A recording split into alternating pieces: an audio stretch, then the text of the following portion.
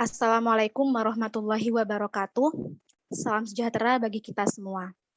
Pada kesempatan kali ini, saya Rita Susanti dengan NIM 040 akan mempresentasikan bab 1 dari skripsi saya yang berjudul Klasifikasi Sentimen Publik terhadap Proses Vaksinasi COVID-19 di Indonesia dengan menggunakan metode naive Bayes dan support vector machine. Pokok pembahasan pada kesempatan kali ini adalah sebagai berikut. Latar belakang, kemudian rumusan masalah, lalu tujuan penelitian, dilanjut dengan manfaat penelitian, serta batasan masalah. Selanjutnya akan membahas tentang latar belakang. Pada Desember 2019, coronavirus disease COVID atau yang biasa disebut COVID-19 pertama kali ditemukan di Wuhan, Cina. Dan hanya dalam waktu 1 bulan, pandemi ini dinyatakan sebagai darurat kesehatan global. Tentunya pandemi ini mempengaruhi seluruh aspek kehidupan individu. Indonesia sendiri saat ini memimpin Asia dalam kasus positif dan kematian akibat COVID-19 setelah India. Jumlah kasus positif di Indonesia per tanggal 16 September 2021 mencapai 4 juta lebih kasus, dengan kasus kematian mencapai 130 lebih kasus. 130.000 lebih maksud saya. Pandemi ini terus mengalami perkembangan yang pesat dan tidak mudah untuk dikontrol.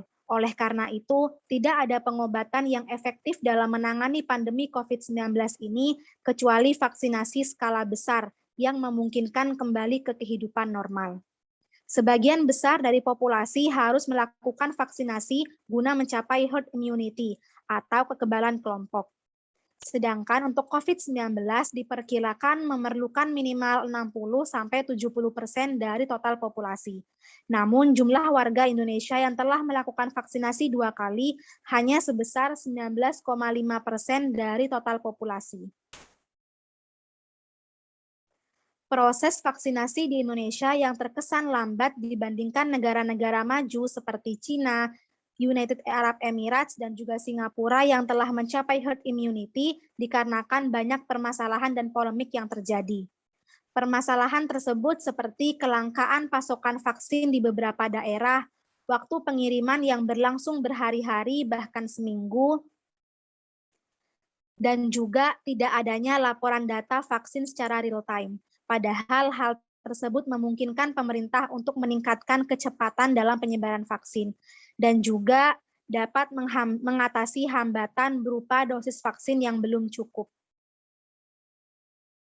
Selain itu, polemik juga muncul dari para aparat pemerintah. Salah satunya yaitu adanya informasi bahwa sejumlah pejabat mengaku telah menerima vaksin dosis ketiga atau booster yang sebenarnya menurut peraturan diperuntukkan bagi para tenaga kesehatan. Polemik dan permasalahan tersebut tentunya mendukung adanya keraguan di masyarakat untuk melakukan vaksinasi. Padahal menurut WHO, keraguan untuk melakukan vaksinasi termasuk dari 10 besar ancaman terhadap kesehatan global. Sedangkan saat ini keraguan akan vaksin COVID-19 disebabkan oleh disinformasi, misinformasi, percaya terhadap teori konspirasi yang tersebar di media sosial, sampai ketakutan akan hal yang tidak diketahui. Penyebab lainnya adalah kekhawatiran tentang keamanan vaksin, efek samping, efikasi, dan juga akses terhadap vaksin. Mengingat tingkat efikasi vaksin COVID-19 menurun akibat adanya varian baru, yaitu varian Delta. Berdasarkan hal tersebut dapat disimpulkan bahwa keyakinan publik dalam melakukan vaksinasi merupakan faktor yang sangat penting dalam mencapai herd immunity. Oleh karena itu, memahami opini publik terhadap vaksinasi dan keraguan serta kesediaan mereka untuk divaksin sangatlah penting. Dengan demikian, penelitian ini bertujuan untuk menganalisis sentimen publik terhadap proses vaksinasi COVID-19 di Indonesia menggunakan data yang dikumpulkan dari media sosial Twitter. Analisis sentimen adalah metode untuk mengidentifikasi dan mengkategorikan polaritas teks tertentu yang bertujuan menentukan dokumen tersebut termasuk kategori positif ataupun negatif.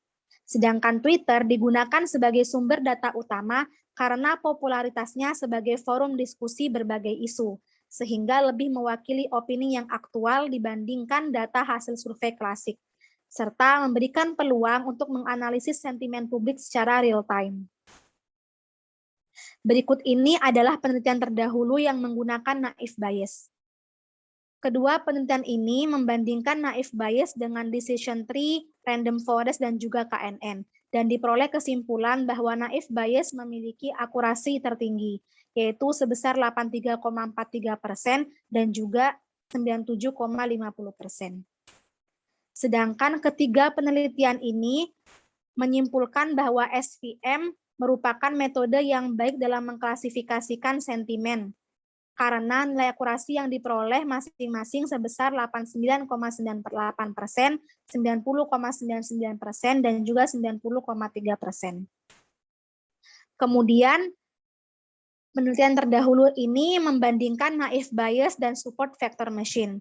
Kedua penelitian ini menunjukkan bahwa SVM lebih baik dalam mengklasifikasikan sentimen publik dengan nilai akurasi paling tinggi. Masing-masing penelitian sebesar 92,93% dan juga 99,60%. Sedangkan dua penelitian ini menunjukkan bahwa naive Bayes lebih baik dalam mengklasifikasikan sentimen publik dibandingkan SVM. Namun, sejauh ini tidak ada teori yang menyatakan bahwa naive Bayes lebih baik dalam mengklasifikasikan sentimen publik dibandingkan SVM. Begitu pula sebaliknya. Oleh karena itu, penelitian ini akan membandingkan naive Bayes dan SVM dalam mengklasifikasikan sentimen publik terhadap proses vaksinasi COVID-19 di Indonesia. Sebenarnya, Susanti et al. Yang masih dalam INPRES telah menggunakan metode naive Bayes dalam mengklasifikasikan sentimen publik terhadap proses vaksinasi COVID-19 di Indonesia dan memperoleh nilai akurasi sebesar 76%. Namun, jika merujuk pada penelitian yang telah disebutkan sebelumnya, nilai akurasi sebesar 76% belum mampu menjadikan naive Bayes sebagai metode yang baik dalam mengklasifikasikan sentimen publik. Oleh karena itu, kebaruan dari penelitian ini adalah membandingkan metode naive Bayes dan SVM dalam mengklasifikasikan sentimen publik terhadap proses vaksinasi COVID-19 di Indonesia. Selain itu, kebaruan dari penelitian ini adalah menggunakan data yang lebih aktual, yaitu data dari Twitter pada tanggal 18 Agustus 2021 sampai 16 September 2021. Adapun penelitian ini diharapkan dapat dijadikan referensi bagi pemerintah dalam membuat kebijakan proses vaksinasi COVID-19 agar dapat berjalan dengan lancar dan Indonesia dapat segera mencapai herd immunity. Selanjutnya adalah rumusan masalah. Berdasarkan latar belakang tersebut, rumusan masalah dari penelitian ini adalah sebagai berikut.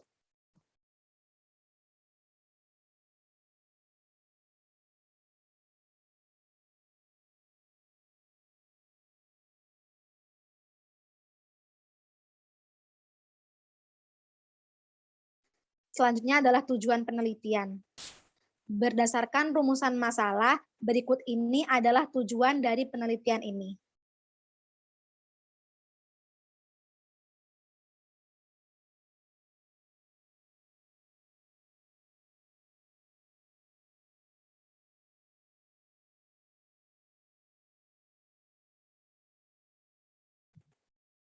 Selanjutnya adalah manfaat penelitian. Manfaat dari penelitian ini adalah sebagai berikut.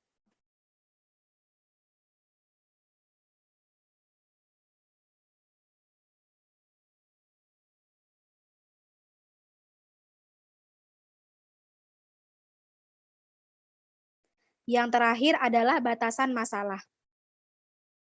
Penelitian ini menggunakan data sentimen publik terhadap proses vaksinasi COVID-19 di Indonesia pada media sosial Twitter, dan proses klasifikasi menggunakan data teks yang berbahasa Indonesia. Sekian presentasi dari saya. Saya mohon maaf jika ada kata-kata yang salah dan kurang berkenan di hati. Akhirul kalam, wassalamualaikum warahmatullahi wabarakatuh.